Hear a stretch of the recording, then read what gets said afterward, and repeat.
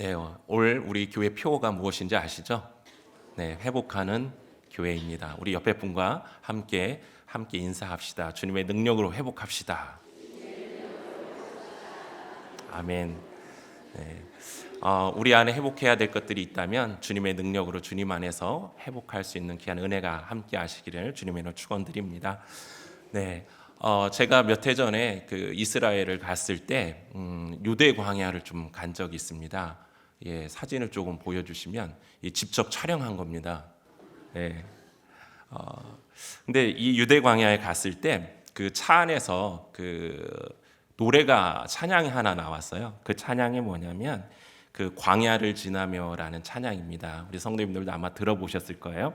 그런데 이 느낌이 새롭더라고요. 직접 제가 그 광야에 있을 때 이 찬양을 들으니까 이게 마음에 확 와닿는 거예요.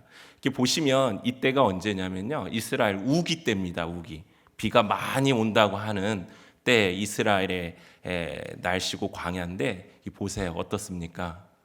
전혀 우기 때에 같지 않죠. 네, 그런데 완전히 그 마른 땅과 우기 때 좀 차이는 있다고 합니다. 그렇지만 우리가 봤을 때 이곳이 정말 사람이 살 수 있을까라는 생각이 들지 않습니까? 예, 광야를 지나며라는 찬양의 가사를 보면요, 왜 나를 깊은 어둠 속에 홀로 두시는지, 어두운 밤은 왜 그리 길었는지, 나를 고독하게 나를 낮아지게 세상 어디에도 기댈 곳이 없게 하셨네. 광야에 서 있네. 주님만 내 도움이 되시고 주님만 내 빛이 되시는, 주님만 내 친구 되시는 광야. 주님 손 놓고는 단 하루도 살 수 없는 곳, 그곳 광야. 주님께서 나를 사용하시려, 나를 더 정결케 하시려 나를 택하여 보내신 그곳 광야.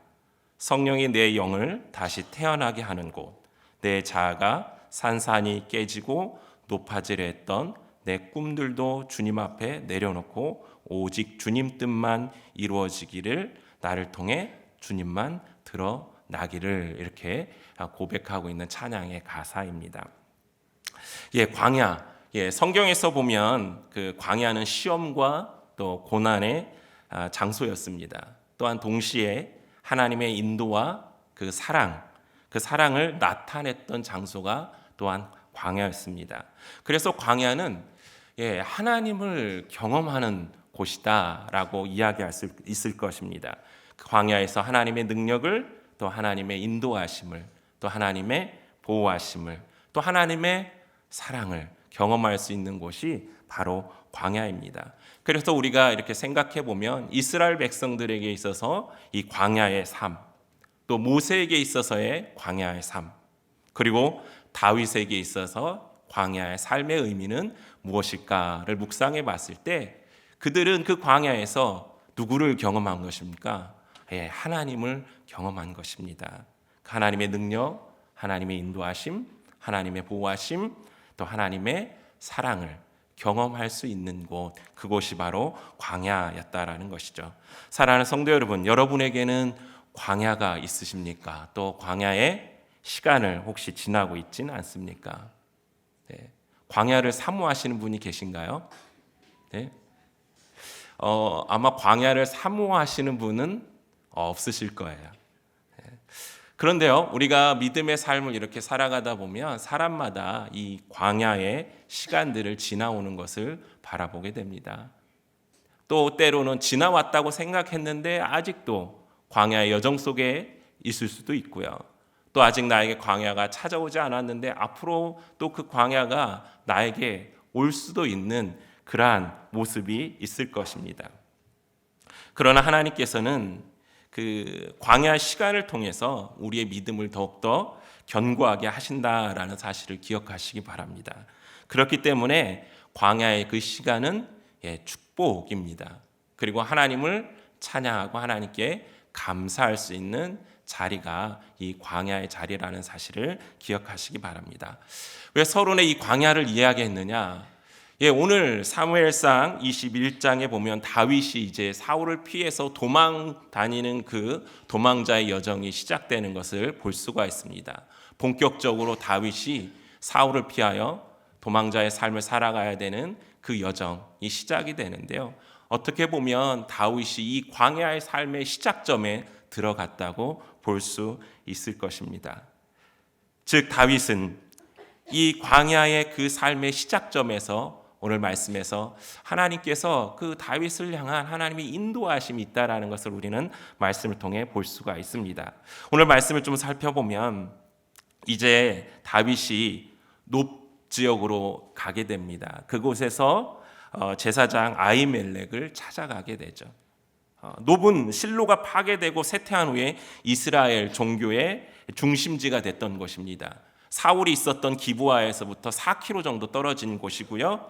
또 예루살렘 북쪽 근교에 위치하고 있었습니다. 또 다윗이 찾아간 이 아히멜렉은요, 아히둠의 아들이었습니다. 즉 엘리 제사장 가문의 자손이었고요. 엘리 제사장의 증손자였습니다. 다윗은 왜 노베에 있는 아히멜렉을 찾아갔을까요? 첫째로는 자신의 일에 대해서 하나님께 여쭈어보기 위해서였어요. 자신에게 일어났던 그 일들에 대해서 하나님이 어떠한 말씀을 하시는가 제사장을 통해서 알고 싶었던 그 마음이 있었습니다. 이러한 장면은 사무엘상 19장 18절을 통해서 또 볼 수 있습니다. 그때 다윗이 누구를 찾아갔냐면 사울을 피해서 사무엘을 라마로 찾아간 것을 바라보게 되죠. 그리고 자기에게 직면한 일들을 사실을 다 고하고 그곳에서 잠시 피신해 있었던 것을 볼 수가 있습니다. 아마 그러한 같은 이유로 아히멜렉을 찾아갔던 것 같습니다. 그리고 두 번째는 그가 이제 피난 생활을 시작하면서 피난 생활 중에 겪어야 했던 그 굶주림을 면하기 위해서 찾아갔고요. 또 한 가지는 또 그가 무기를 얻기 위해 그곳으로 갔던 것으로 보여집니다. 우리가 말씀을 보면 이러한 세 가지 이유로 이 아히멜렉을 찾아간 것을 바라보게 됩니다. 다윗이 아히멜렉을 찾아갔을 때 아히멜렉이 어떻습니까? 두렵고 떨리는 마음으로 다윗을 맞이하게 됩니다. 왜 그랬을까요? 아히멜렉은 아마도 사울과 다윗의 그 갈등 관계, 그 관계를 알고 있었을 것입니다. 소문을 통해서 알고 있었을 거예요. 다윗이 사울에게 위기에 처해 있다라는 것. 그렇기 때문에 이 두려움이 아히멜렉에게 있었던 것 같습니다. 그래서 왜 이렇게 혼자 왔느냐라고 아히멜렉이 다윗에게 묻습니다. 그러니 다윗은 무엇이라기냐면 자신이 그곳에 이렇게 온 것은 왕의 명령, 비밀 명령을 수행하고 있기 때문에 그렇다라고 거짓말을 하게 됩니다. 아히멜렉은 다윗의 말을 믿고요. 다윗이 아히멜렉에게 먹을 것을 요청했을 때 그 아히멜렉은 그 거룩한 떡을 그 다윗에게 주게 됩니다. 그 거룩한 떡은 오늘 말씀에서 보면 진설병이다라고 이야기합니다. 그 여호와 앞에서 물려낸 떡. 진설병은 성소에서 보관된 12덩이의 떡입니다. 일주일에 한 번씩 새 것으로 교체했죠. 그리고 성소에서 꺼낸 그 오래된 떡은 제사장들만 먹을 수 있었습니다.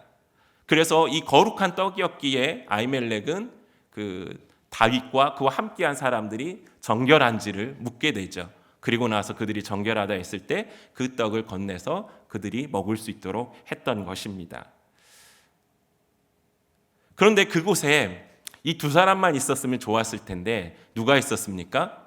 말씀해 보니까 사울의 신하였던 또 목자장으로 일했던 에돔 사람 도액이 그 자리에 있었던 것 같습니다. 그래서 아마도 그 장면을 목격했던 것 같아요. 도액이 왜 거기에 가 있는지는 알 수는 없으나 그곳에서 그 사건을 목격을 했고요. 그 목격한 것을 우리가 이제 다음 장에서 보게 될 텐데요. 사무엘상 22장에서 그 9절 이하에 보면 그가 사울에게 그것을 고하게 됩니다. 그로 인해서 아히멜렉과 그 제사장들이 85명이 죽음을 당하는 그러한 일이 벌어지게 됩니다. 다윗은 아히멜렉에게 먹을 것과 무엇을 요구했다겠어요? 무기, 그렇죠? 창과 칼이 없느냐라고 물었을 때 아히멜렉은 다윗에게 엘라 골짜기에서 죽인 블레셋 사람의 골리앗의 칼이 있다. 너가 엘라 골짜기에서 골리앗을 죽였을 때 골리앗이 갖고 있었던 그 칼이 여기에 있다. 그것밖에 없다. 그걸 취하겠느냐 했을 때 이보다 좋은 게 없다라고 다윗이 이야기하면서 그 칼을 취하는 것을 바라보게 됩니다. 이제 다윗은 골리앗의 칼까지 이제 가지게 됐어요.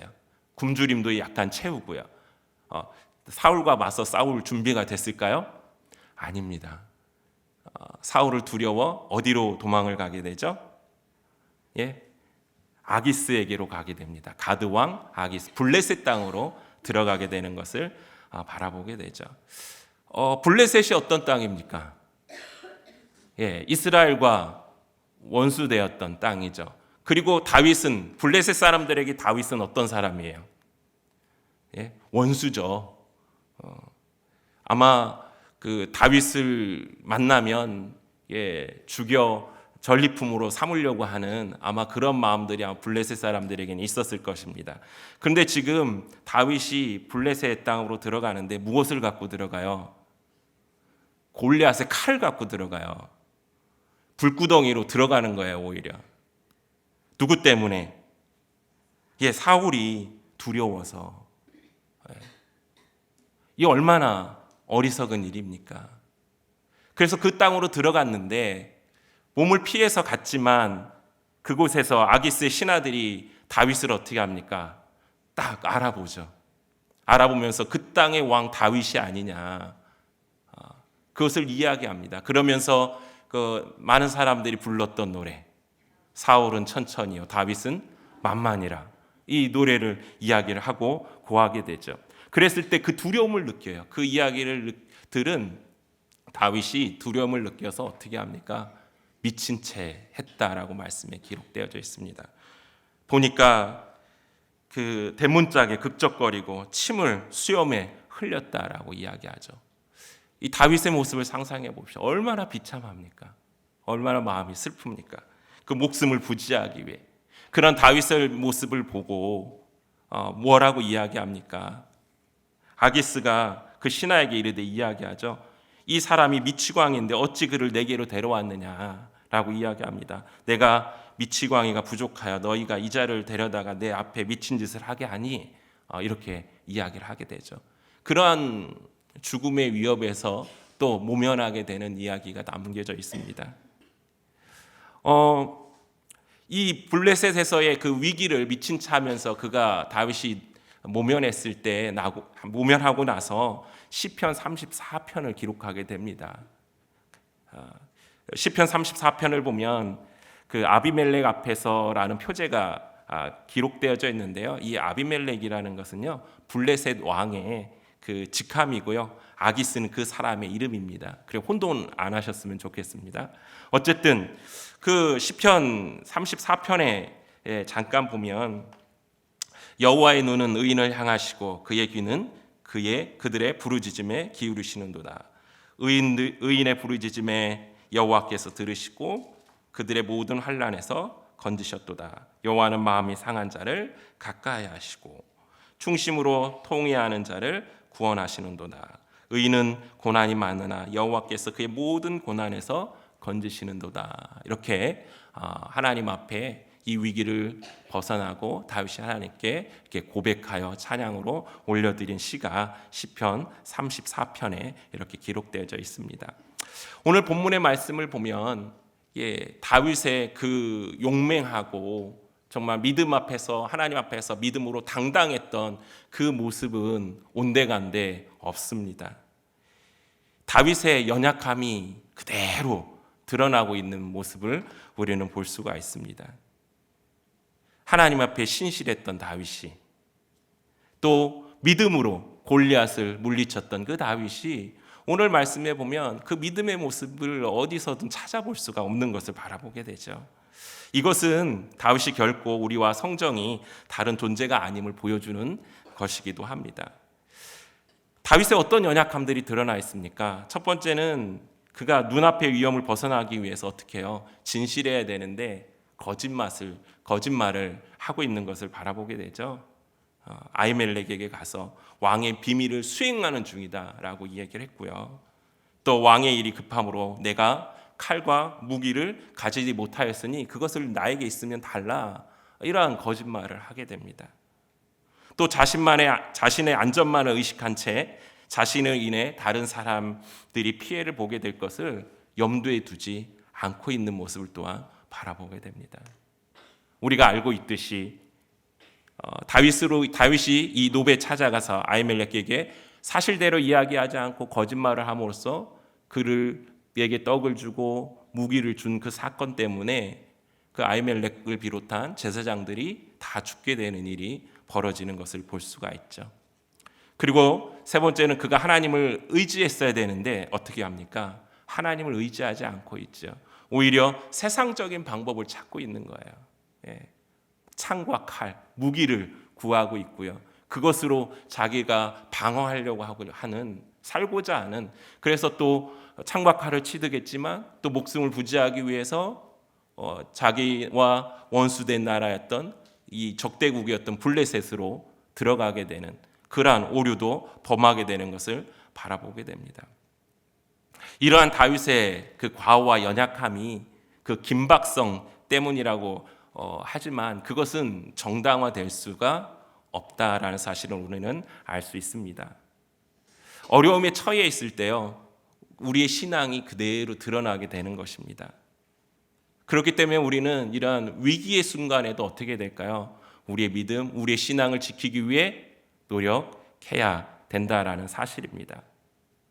그런데 이런 순간에도 우리 하나님은 다윗을 어떻게 했을까요? 계속 지켜보고 계셨고 다윗을 지켜 보호하셨음을 우리는 알 수 있습니다. 그래서 이 다윗의 이러한 도망자의 삶이 다윗에게 힘든 그 광야의 삶이었지만 하나님은 그를 연단하는 과정이었고 다윗으로 하여금 하나님은 그의 신앙을 되돌아보고 또 되돌아볼 수 있는 그 시간들을 갖게 하셨고 그가 하나님께 온전한 하나님의 사람으로 다시 한번 세워질 수 있도록 그를 이끄는 시간들이었다라는 사실입니다. 사랑하는 성도 여러분, 우리에게 지금 내 삶이 광야의 삶 속에 있어서 내 연약함이 막 정말 하나님 앞에 보기에 부끄러운 모습들이 막 드러나고 있습니까? 그럴 수 있습니다. 그렇지만 그때도 우리 주님은 어떻게 하십니까? 우리와 함께하고 계시다는 사실을 기억하시기 바랍니다. 그렇기 때문에 우리가 기억해야 될 게 있어요. 오늘 말씀에서 주시는 교훈인데요. 첫 번째 뭐냐면 과거의 신앙이 오늘의 신앙을 보장해 주지 않는다는 사실을 깨달아야 된다는 거예요. 과거에 내 믿음이 이랬는데 나 옛날에 믿음 참 좋았는데 이런 얘기 자주 하시죠. 네. 그럼 지금은 어떻게 하시라고요? 지금이 좋아야 되지 않겠습니까? 지금이 하나님 앞에서 바로 서야 되지 않겠습니까? 즉 과거의 나의 신앙의 모습이 좋았던 그 믿음의 모습이 오늘의 신앙을 확실히 보장해 줄 수는 없다라는 거예요. 그래서 우리가 날마다 하나님 앞에서 우리의 믿음의 모습을 직면하여 바라보고 나의 믿음이 바로 설 수 있도록 항상 노력해야 된다라는 것입니다. 다윗이 옛날에는 여호와의 이름으로 골리앗도 물리쳤고, 그렇죠? 하나님의 사람으로서 여호와의 이름으로 나갈 때마다 전쟁에서 어떻게 했습니까? 승리하지 않았습니까? 그런데 사울이라는 그 한 사람, 사울이 자신을 죽이려 한다라는 것, 그 하나의 사실, 그 두려움 때문에 그 강건했던 그 믿음들이 다 온데간데 없어지고 이렇게 연약한 모습만이 드러나고 있는 것을 바라보게 되죠. 사랑하는 성도 여러분, 우리의 믿음의 모습은 어떻습니까? 예전에 내 믿음은 이랬는데 그것만 이야기하고 있지는 않습니까? 오늘 나의 믿음이 하나님 보시기에 하나님을 기쁘시게 해드릴 수 있는 그 믿음의 자리에 설 수 있도록 항상 최선을 다할 수 있는 저와 여러분 되기를 소망합니다. 우리가 잘 알고 있는 말씀이 있죠. 고린도후서 13장 5절 말씀에 보니까 너희는 믿음 안에 있는가? 너희 자신을 시험하고 너희 자신을 확증하라라고 이야기를 하고 있습니다. 사랑하는 성도 여러분, 늘 항상 날마다의 믿음 가운데 우리의 신앙을 말씀 안에 직면시키십시오. 그리고 내가 믿음 안에 흔들리지 않도록 늘 항상 하나님을 붙잡고 나아갈 수 있는 귀한 은혜가 있기를 주님의 이름으로 축원드립니다. 두 번째로 우리가 기억해야 될 것은 우리가 연약함 가운데 있을 때, 우리에게 연약함이 올 수 있습니다.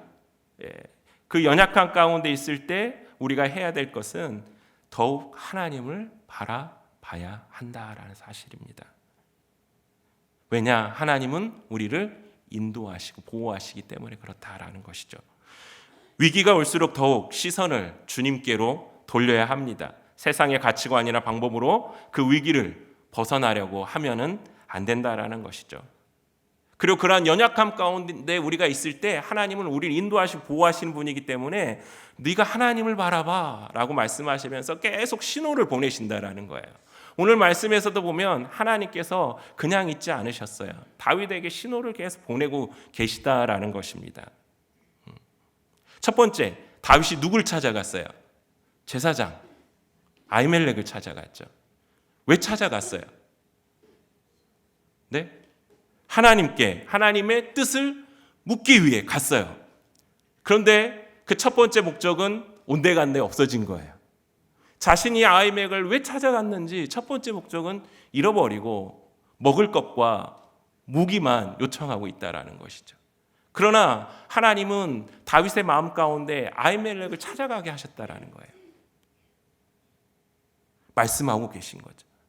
두 번째, 아히멜렉을 통해서 그가 어떠한 것을 먹게 됩니까? 진설병, 거룩한 떡을 먹게 되죠. 그 진설병이 의미하는 게 뭘까요? 진설병은 하나님께 드려진 거예요. 그렇죠? 그 성소 안에 있는 것이고. 그래서 이 진설병을 항상 하나님 앞에 두었던 것입니다. 이것은 다윗이 어디를 가든지 여호와 하나님께서 너와 함께 할 것이다 라는 약속을 상징하고 있는 거예요. 그것을 기억했어야 되는데, 그것을 보고 깨달았어야 되는데 그것을 깨닫지 못하고 있는 다윗의 모습을 바라보게 됩니다. 또 한 가지, 무엇으로 하나님 신호해 주셨을까요? 골리앗의 칼, 전리품이죠. 그 골리앗의 칼로 골리앗의 머리를 뱉잖아요. 그가 다윗의 힘으로 그랬습니까? 아니죠. 여호와의 이름으로. 다윗이 골리앗을 이길 수 있었던 것은 무엇 때문이었을까요? 여호와 하나님을 신뢰했고 그 여호와 하나님의 능력을 의지했기 때문에 그랬죠. 다윗이 할 수 있는 건 아무것도 없었어요. 사울의 군대가 이 골리앗 앞에 떨고 이 방법이 없을 때 다윗이 담대하게 여호와 이름으로 나가지 않았습니까? 그 담대함이 어디로 사라졌을까요? 그 골리앗의 칼을 보게 한 것 하나님께서 다 어떻습니까? 의미가 있었다라는 거죠. 그것을 바라보면서 다윗과 함께했던 하나님, 믿음으로 담대하게 나아갔을 때 승리하게 하셨던 그 하나님이 생각날 수 있지 않았겠습니까? 그런데 다윗은 그 칼을 취하고도 어떻게 했습니까? 블레셋 땅으로 도망가는 것을 바라보게 되죠. 그러나 우리가 기억해야 될 것, 하나님은 신호하고 계시다라는 거예요.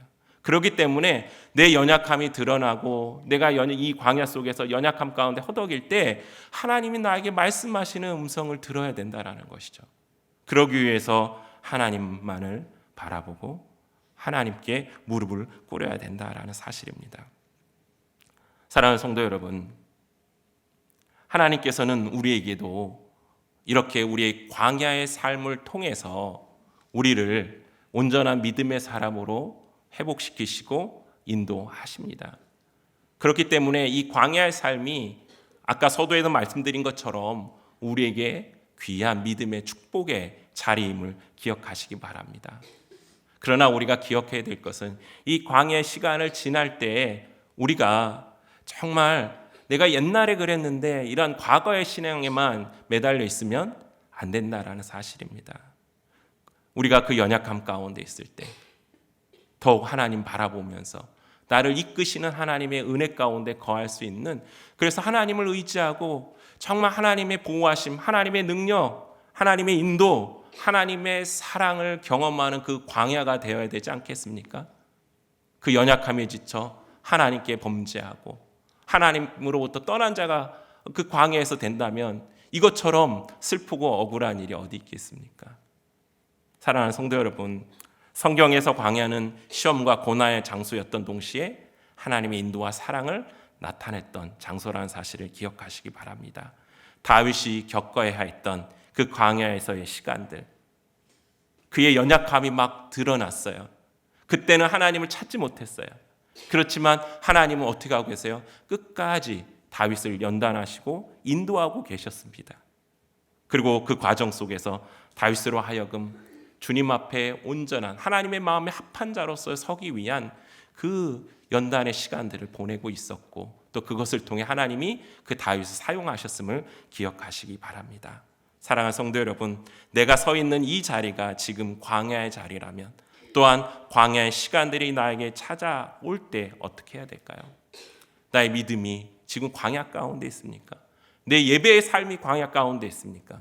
내 기도의 삶이 광야 가운데 있습니까? 우리의 가정이 혹시, 내 건강이 광야 가운데 있습니까? 하나님 의지하십시오. 하나님 바라보십시오.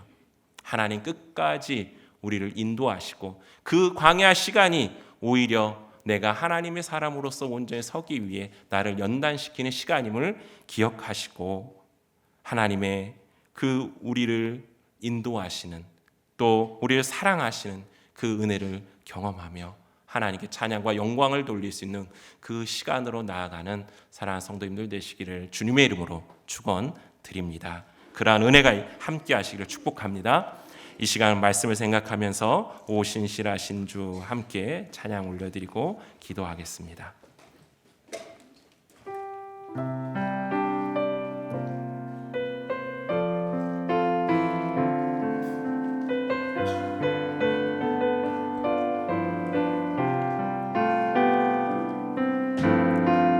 하나님 한 번도 나를 실망시킨 적 없으시고, 언제나 공평과 은혜로 나를 지키셨네. 오신실하신 주, 오신실하신 주, 오신실하신 주, 내 너를 떠나지도 않으리라, 내 너를 버리지도 않으리라, 약속하셨던 주님, 그 약속을 지키사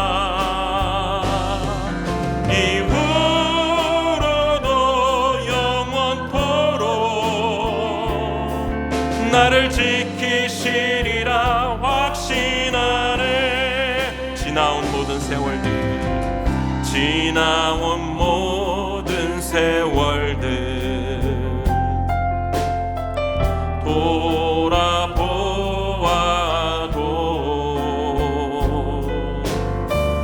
그 어느 것 하나 주의 손길 안 미친 것 전혀 없네. 오신실하신 주, 오신실하신 주, 오신실하신 주, 내 너를 떠나지도 않으리라, 내 너를 버리지도 않으리라, 약속하셨던 주님, 그 약속을 지키사 이후로도 영원토록 나를 지키시리라 확신하네. 이 시간 함께 기도하며 나아가길 원합니다. 하나님, 지금 나의 삶이 광야 가운데 있진 않습니까? 내가 주님 앞에 드리는 그 예배의 자리가, 또 그 기도의 자리가, 또 우리의 가정이, 또 나의 직장이 광야여서 힘들고 지치고 때로는 두려움 가운데 있진 않습니까? 인간적인 그 연약함 가운데 허덕이고 있지는 않습니까? 주님, 그러한 우리의 연약함을 주님이 아시는 줄 믿습니다.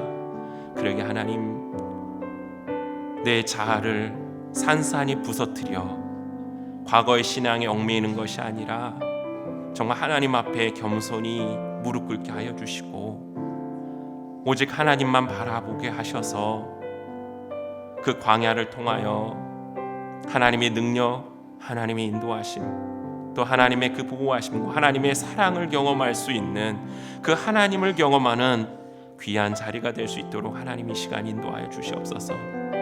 다윗의 그 연약함이 정말 하나님의 그 계획하심 가운데 다윗을 위한 하나님의 연단의 과정이었음을 기억하게 하셔서 지금 우리의 이 시간이 우리를 위한 하나님의 연단의 과정임을 기억하고 우리의 믿음을 주님 앞에 온전히 지켜드릴 수 있도록 하나님께서 함께하여 주시고 회복해 달라고 이 시간 함께 말씀을 붙잡고 기도하며 나아가겠습니다. 기도하시겠습니다. 오 아버지 하나님, 은혜와 사랑을 감사합니다. 오늘 이 시간 말씀을 통해서 아버지 다윗의 그 인간의 연약함을 바라보게 됩니다. 믿음의 사람이었던 다윗도 아버지 하나님, 그가 정말 위기에 봉착했을 때 그 광야의 여정 속에서 정말 그 연약함을 드러냈습니다. 우리에게도 그런 모습이 있습니다. 하지만 주님께서는 끊임없이 우리에게 말씀하십니다. 우리에게 신호하십니다. 주 여호와만을 바라보며 주님만을 의지하며 주님만을 따르기를 말씀하십니다. 그래 우리의 시간들이 정말 하나님이 나를 연단하기 위한 그 과정이고 그 시간임을 우리가 기억하게 하셔서 그 광야에서 하나님을 경험할 수 있도록 인도하여 주시옵소서. 하나님의 능력, 하나님의 인도, 하나님의 보호하심, 하나님의 사랑을 경험하게 하셔서 아버지 하나님, 지금 내가 겪고 있는 이 광야의 그 자리에서 오직 여호와 하나님만을 의지함을 통하여 주님, 우리의 믿음이, 우리의 신앙의 모습들이 회복되어지고 하나님께 온전한 믿음으로 드려질 수 있는 귀한 자리가 될 수 있도록 하나님 인도하여 주시옵소서. 하나님 신실하신 그 하나님만을 바라보게 하시고 오직 주님을 의지하게 하여 주시옵소서. 주님 함께 하실 것을 믿습니다. 주님 감사합니다.